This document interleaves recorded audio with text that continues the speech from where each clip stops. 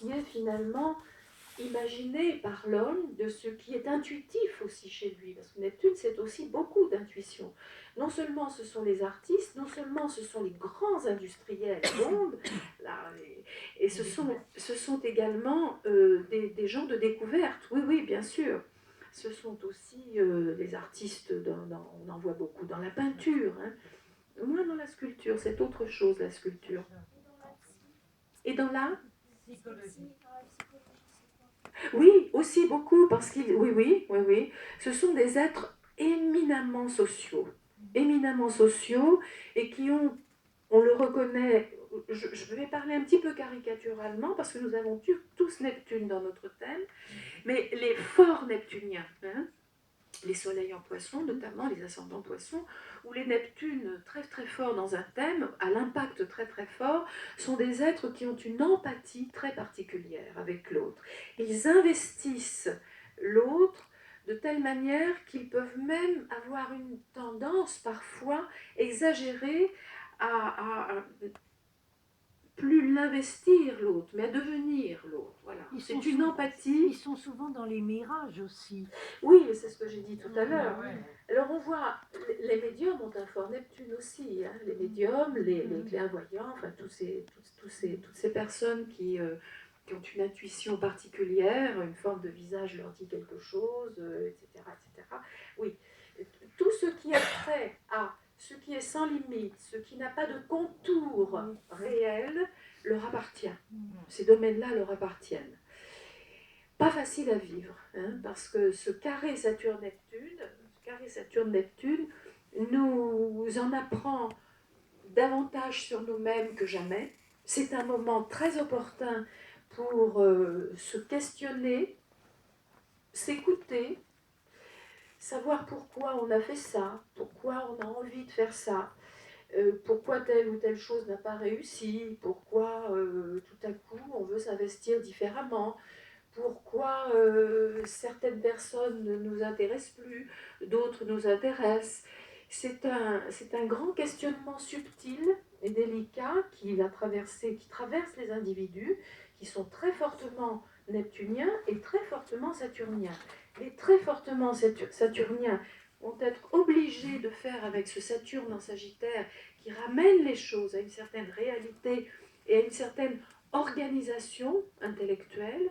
Hein, et les forts saturniens vont se voir invités à prendre en compte des sentiments, des ressentis qu'ils n'ont pas l'habitude de ressentir. Et tout cela peut bien sûr avoir un impact plus ou moins important sur votre état naturel, sur votre envie de faire les choses, sur votre état dynamique. J'y vais pas. J'y vais pas. Vous voyez, il y a une confrontation entre le possible et l'impossible, pourquoi pas. Hein, parce que Neptune en poisson, c'est l'impossible, pourquoi pas. Ou le tout est possible et rien n'est impossible. C'est un peu ça, Neptune en poisson. C'est ce qui fait sa force et c'est ce qui fait sa beauté. On a tous en nous du symbole neptunien. C'est-à-dire qu'on a tous en nous cette capacité, à certains moments donnés de nos vies, selon les rencontres, l'époque, le contexte, cette capacité à transgresser la réalité, c'est-à-dire aller au-delà, faire autrement que ce qui se fait d'habitude, ou que ce que l'on fait d'habitude. Et cette capacité engendre chez nous soit une force extraordinaire, soit une hésitation. Alors moi j'invite évidemment tous ceux qui peuvent avoir une hésitation ou qui étaient dans l'hésitation, qui sont dans l'hésitation de manière régulière, à essayer de transgresser, voilà, parce que ça peut les amener à des transformations intéressantes pour leur vie. Et puis ça peut aussi fatiguer, parce que l'hésitation fatigue, on y va pas, on y va, on y va pas, on y va, on y va pas. Et finalement, on fait un peu du surplace. Hein. Et puis ça peut aussi amener, parce que Saturne c'est la réalité, c'est bon, il est arrivé ça, mais je vais faire ci, je vais faire comme ça. Neptune c'est il est arrivé ça, je comprends pas. Mais oui, je comprends pas parce qu'on n'est pas dans une organisation saturnienne avec Neptune. On est dans un développement uniquement une présence du ressenti, du sentiment. Et ça ne s'analyse pas forcément bien. Donc il peut y avoir tout l'aspect entre Saturne et Neptune, organisation, non-organisation, qui peut plonger certains individus fragiles dans une espèce de nostalgie, de mélancolie, voire de petite dépression, à laquelle certains ne s'attendaient pas et dans laquelle certains peuvent aussi plonger comme ça un petit peu. Et puis, bon, ça peut être aussi le moyen, en se sentant bizarre comme ça, de se dire attends, là, il se passe quelque chose d'important, je ne suis pas dans les mêmes ressentis que d'habitude, et je vais aller y voir. Bon, alors on consulte pas, on s'interroge pas, mais on peut être là-dedans. Ce que je dis là est effectivement beaucoup plus marqué pour les signes du poisson, évidemment, et le signe du Sagittaire. Si on est Bélier ou Lion, on va avoir une possibilité plus grande de régir et réagir à ce carré de Saturne-Neptune. Sinon, je peux dire effectivement attention à la qualité des ressentis qui peuvent être plus importants en ce moment. Et ça va durer quelque temps, hein, ça va durer, on est aujourd'hui en avril 2015, ça peut encore durer une petite année, on va dire. Hein. Après, Saturne s'éloignera, elle ne sera plus tout à fait dans le carré de Neptune. Mais bon, je pense que là, pendant une petite année, on est un peu déstabilisé. Voilà, c'est une petite déstabilisation à laquelle on peut s'attendre, mais qui n'est pas forcément négative. Parce que toute déstabilisation, à mon avis, c'est le Bélier qui parle, peut être intéressante pour passer à autre chose, ou pour agrandir son horizon, ou pour le réorganiser, ou lui donner forme aussi, hein, parce que Saturne est quand même là. Oui. Je connais quelqu'un qui est bélier ascendant lion. Bélier ascendant lion. Bon, bah, il est oui, protégé, voilà, par une dynamique de base hein, dans laquelle il est né et dans laquelle la personne est née et qui lui donne une grande facilitation au plan de l'action, de l'énergie tout court, hein, énergie avec un grand E. Même de la réflexion. Oui, parce que Bélier, On ne rentre pas dans les détails. Bélier, Lion sont en rapport avec le Sagittaire, même si c'est symboliquement. Maintenant, après, effectivement, il faut voir le Il thème. faut voir le thème, bien sûr. Oui. C'est ça l'essentiel. Madame Allons à l'essentiel. Oui. Oui, il y a Pluton. Ah oui. Oui, mais je vais... Oui, oui, juste une question alors.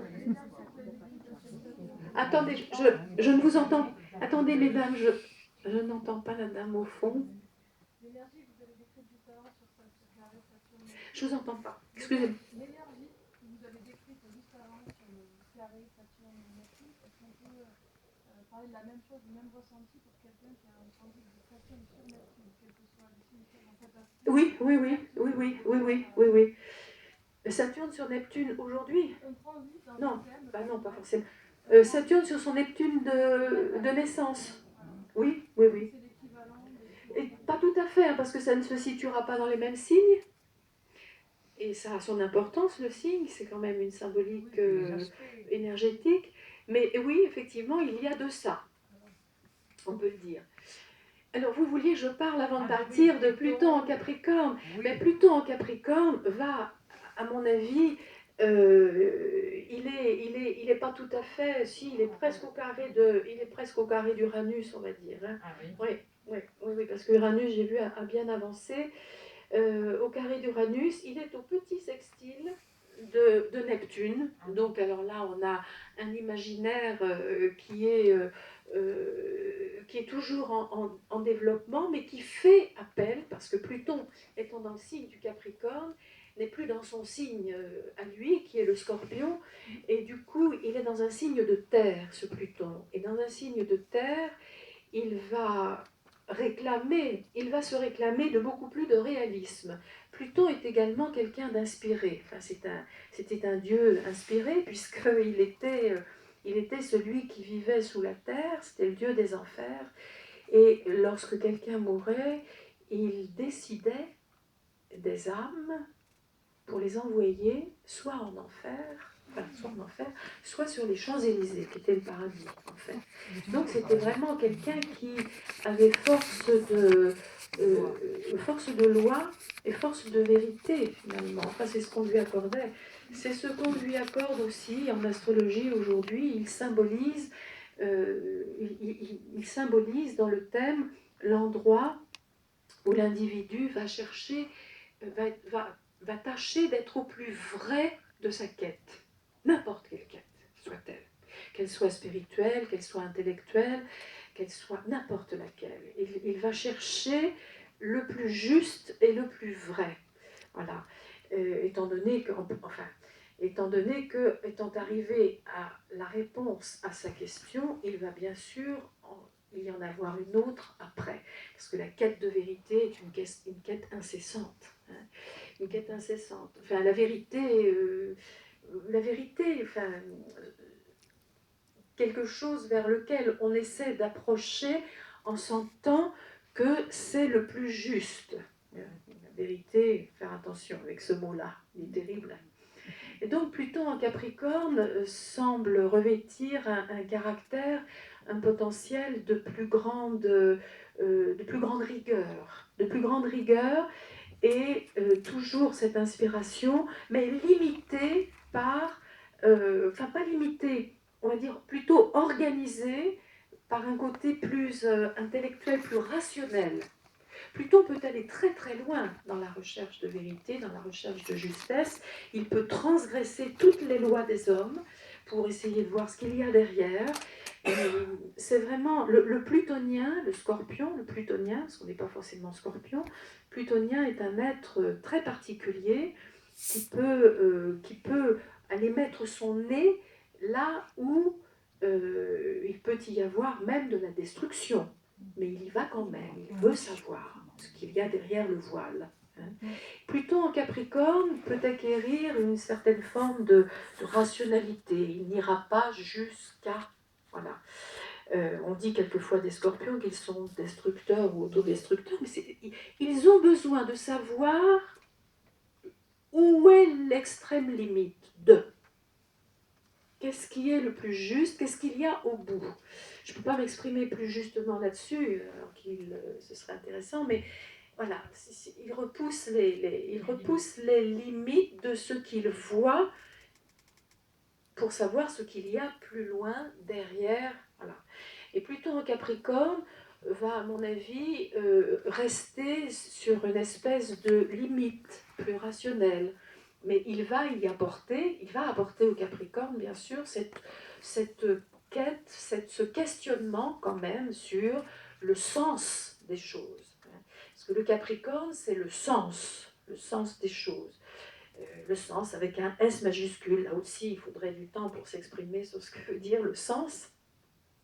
Vous pourriez vous exprimer sur le sens, Jacques.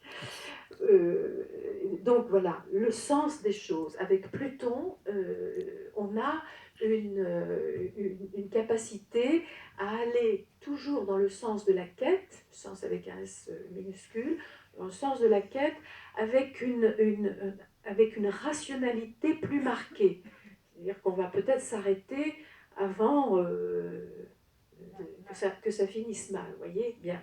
Et ce petit sextile à Neptune continue à donner ce potentiel intuitif, cet élargissement, mais par le biais de Saturne, maître de Capricorne, en Sagittaire, on a quand même une régulation de l'impossible, du ressenti qui mène nulle part, de cette empathie qui n'a pas de nom, qui finalement n'est pas vraiment de l'amour, c'est quelque chose comme ça, là on se laisse porter. Bon, il y a une retenue de tout cela, voyez. Alors ça c'est intéressant évidemment pour l'énergie cérébrale des individus.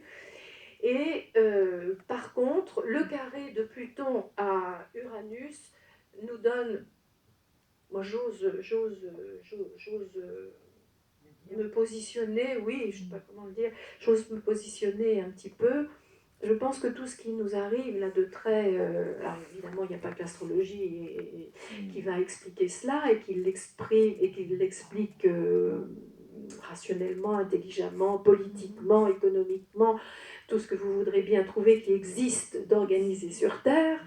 Mais bon, je pense que ce carré Uranus-Pluton, que l'on avait déjà à la guerre de 40, on avait des aspects entre Uranus et Pluton, à mon avis, donne cette violence tous azimuts que l'on connaît aujourd'hui, que ce soit des accidents, des choses dans les avions, du terrorisme,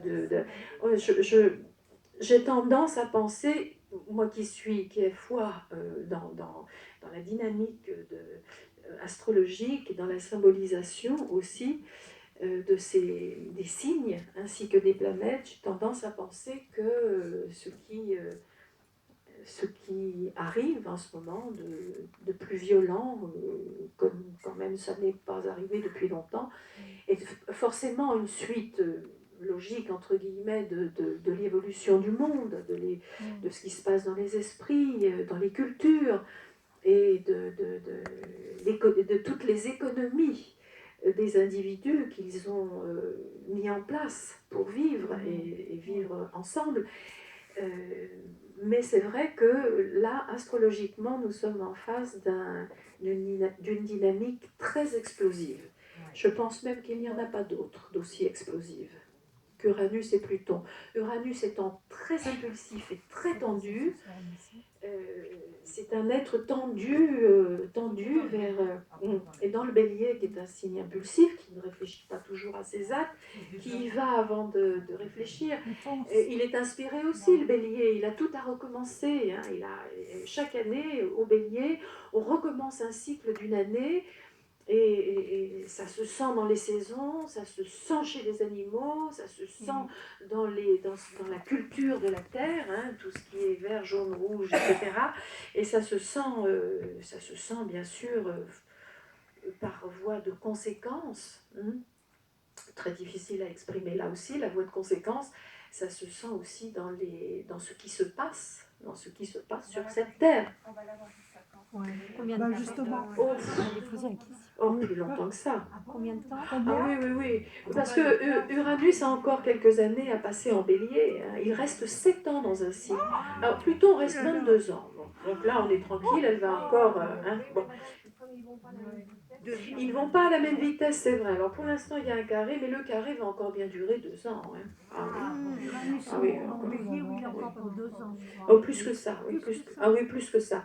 Mais ça va bien encore durer 2 ans, à mon avis. D'autant plus que les impacts, on le dit, et moi j'avoue que je le reconnais. Je travaille beaucoup avec Jupiter pour l'étude des thèmes et pour l'étude ponctuelle d'un thème. Quand on a une question à poser, je travaille avec les 2 planètes qui sont à mon avis celles qui disent le plus de choses au plan événementiel dans une vie d'homme, Jupiter et Saturne. Bon, Saturne parce que c'est la raison, l'organisation de l'esprit, et Jupiter parce que c'est la mutabilité et que c'est le possible changement.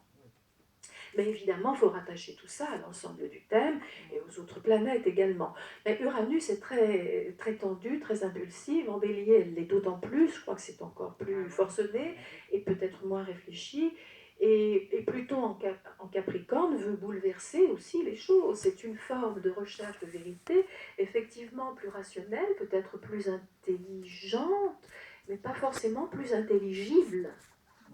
Pas forcément plus intelligible, parce qu'avec Pluton, c'est tout l'avenir de l'homme ou l'avenir de la vie qui est en jeu. Donc l'avenir des cultures aussi, l'avenir des économies, de toutes les économies que vivent les individus. Et c'est pas facile à comprendre. Hein.